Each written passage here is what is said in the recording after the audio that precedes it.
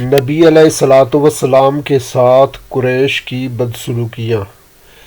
مکہ میں ابو لہب حضور علیہ الصلوۃ والسلام کا قریب ترین ہمسایہ تھا۔ دونوں کے گھر کے درمیان صرف ایک دیوار تھی۔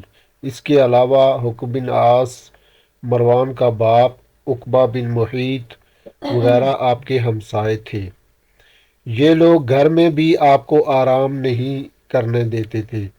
آپ کبھی نماز پڑھ رہے ہوتے تو یہ اوپر سے بکری کا اوج آپ پر پھینک دیتے، کبھی صحن میں کھانا پک رہا ہوتا تو یہ ہنڈیا پر غلاظت پھینک دیتے۔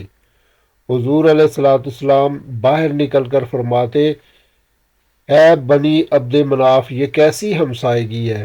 ابو لہب کی بیوی ام جمیل، ابو سفیان کی بہن، اس نے تو یہ مستقل وتیرہ اختیار کر رکھا تھا کہ راتوں کو آپ کے گھر کے دروازے کے سامنے خاردار جھاڑیاں لا کر ڈال دیتی تاکہ صبح سویرے جب آپ یا آپ کے بچے باہر نکلے تو کوئی کانٹا پاؤں میں چبھ جائے۔